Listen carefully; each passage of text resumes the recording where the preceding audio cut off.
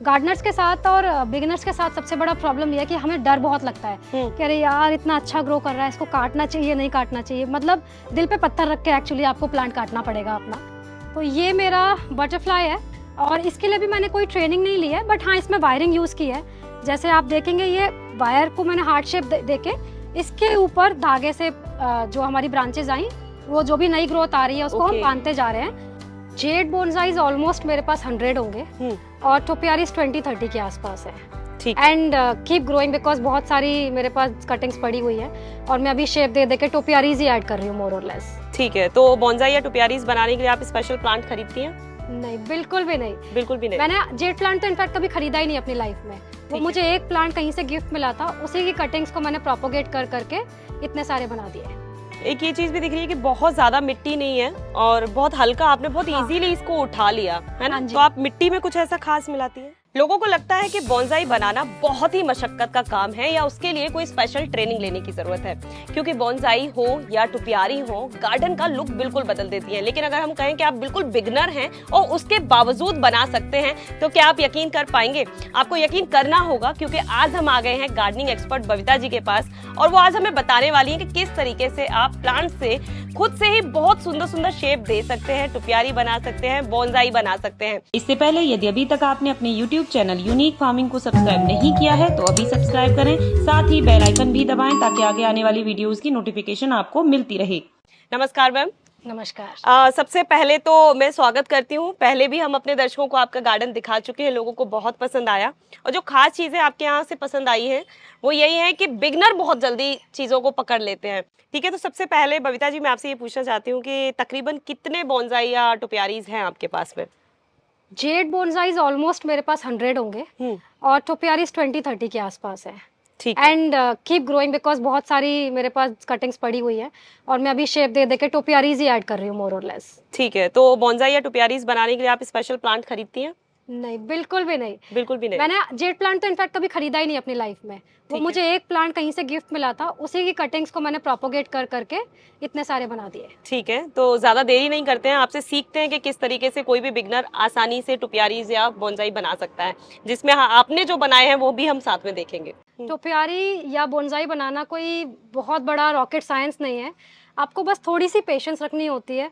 Because कोई भी टोपियारी या कोई भी बोनसाई आप बनाते हैं तो थोड़ा सा टाइम लगता है। 4 से 6 महीने में आपको हल्का हल्का शेप दिखने लगेगा और वहां से आप खुद मोटिवेटेड फील करने लगेंगे। आपको थोड़ा सा क्या है कि आप कितने दूर तक सोच रहे हैं और आप क्या करना चाह रहे हैं, क्या शेप देना चाह रहे हैं, वो आपको इमेजिनेशन अपनी ओपन रखनी पड़ेगी। उसके हिसाब से अपने प्लांट को आप ट्रेन करिए, आप शेप देना स्टार्ट करिए। आप उसमें वायर से आप शेप दीजिए अगर आप बोनसाई बना रहे हैं तो।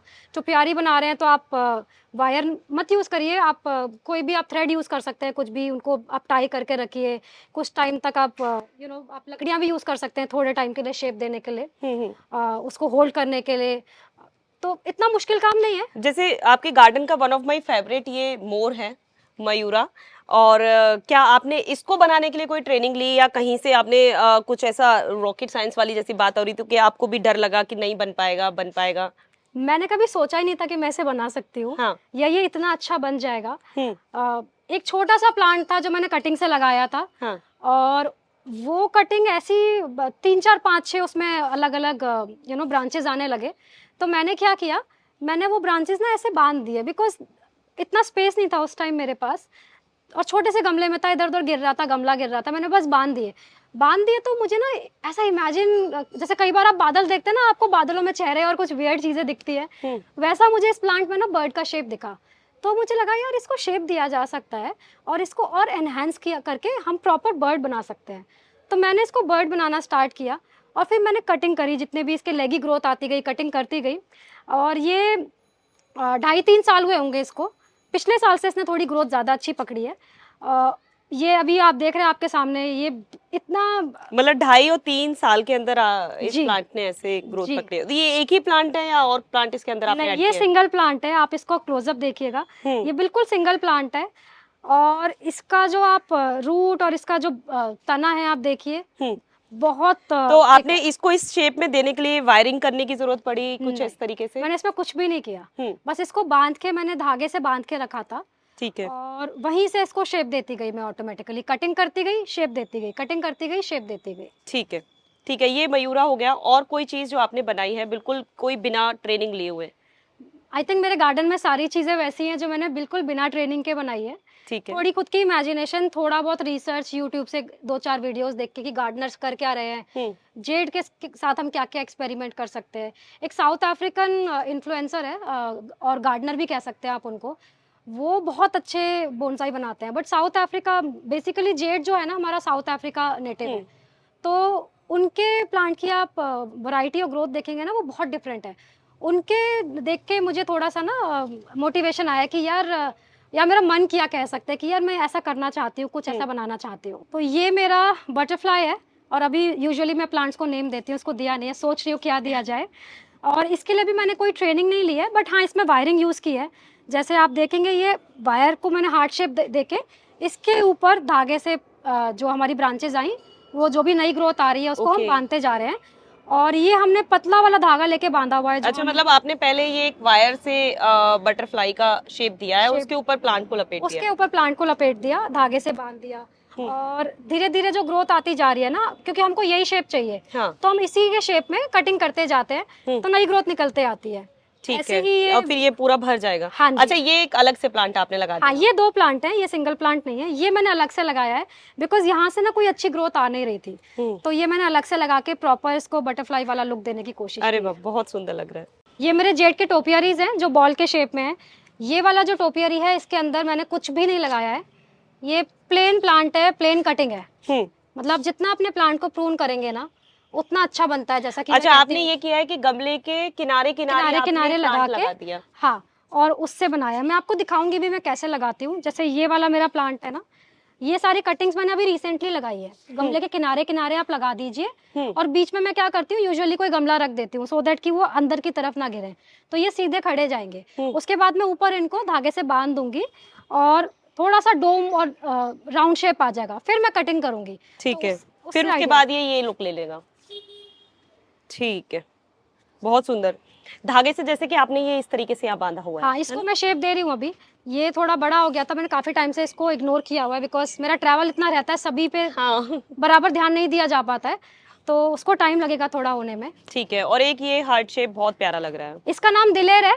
हाँ। इसकी बेचारे की टैगिंग कहीं गिर गई है। हाँ। और ये भी सिंगल प्लांट है, सिंगल प्लांट से पूरा बनाया हुआ है मैंने। और इसको आई थिंक 3 साल पहले मैंने स्टार्ट किया था बनाना। पहले मैंने सोचा था बीच से इसको खाली रखा जाएगा, बट जब ये ग्रो होना स्टार्ट हुआ ना, तो ये इतना अच्छा ग्रो किया, अब ये 3D जैसा हार्ट दिखता है। और हर हफ्ते मैं इसकी प्रूनिंग करती हूँ। अभी मैंने किया नहीं है लास्ट वीक, तो आप देखिए इसकी ग्रोथ भी थोड़ी लैगी हो गई है। इसका शेप मेंटेन रखना है तो आपको इसको प्रून करना पड़ेगा। ठीक है। तो ये मेरा बोनसाई है और ये बहुत बड़ा प्लांट था। गार्डनर्स के साथ और बिगिनर्स के साथ सबसे बड़ा प्रॉब्लम ये है कि हमें डर बहुत लगता है कि अरे यार इतना अच्छा ग्रो कर रहा है, इसको काटना चाहिए नहीं काटना चाहिए। मतलब दिल पे पत्थर रख के एक्चुअली आपको प्लांट काटना पड़ेगा अपना, तभी शेप आएगा। ये आई थिंक 1.5 साल पुराना बोनसाई है और 1.5 साल में आप इसकी ग्रोथ देखिए, ये बहुत अच्छा ग्रो किया है। इसको मैं बहुत अच्छे से, जब भी मुझे लगता है ना इसकी ग्रोथ थोड़ी लैगी हो गई है या एक्स्ट्रा ग्रो आ रहा है कहीं से भी, मैं कटिंग करती रहती हूँ। बहुत सुंदर। जितना आप कट करेंगे आपका प्लांट उतना अच्छा शेप लेगा, उतनी अच्छी इसमें शेप दिखेगी। एक ये चीज भी दिख रही है कि बहुत ज्यादा मिट्टी नहीं है और बहुत हल्का, आपने बहुत इजीली इसको उठा लिया है ना। तो आप मिट्टी में कुछ ऐसा खास मिलाती हैं? हाँ, मैं कोकोपीट मिक्स करती हूँ मिट्टी में, सिंडर यूज कर लेती हूँ समटाइम्स, रिवर सैंड। तो बिगनर्स को मैं यही बताती हूँ कि बहुत परेशान होने की, कष्ट करने की ज़रूरत नहीं है। आपको नियर बाय जो मिल जाए आप यूज़ करिए। गार्डन सॉइल के साथ आप कोकोपीट आराम से मिल जाता है आपको, आप वो यूज़ करिए। सिंडर आपको नहीं मिलेगा तो आप रिवर सैंड यूज़ कर लीजिए और आप आराम से, आपका गमला भी हल्का रहेगा, उठाने में आसानी होगी। और रूट्स को भी ना बहुत ज़्यादा गार्डन सॉइल नहीं चाहिए होता बिकॉज रूट रॉटिंग होने के चांस ज़्यादा होते हैं। जेड को आप जितना वेल ड्रेन्ड सॉइल देंगे ना, ये उतना अच्छा ग्रो करता है। बहुत सुंदर। और ऊपर मैं ये मल्चिंग कर देती हूँ क्योंकि समर्स यहाँ पे बहुत ही हार्श होती है दिल्ली में, तो मल्चिंग से क्या होता है, बिकॉज पॉट थोड़ा शैलो है ना, तो इसका जो मॉइस्चर है वो रिटेन रहता है।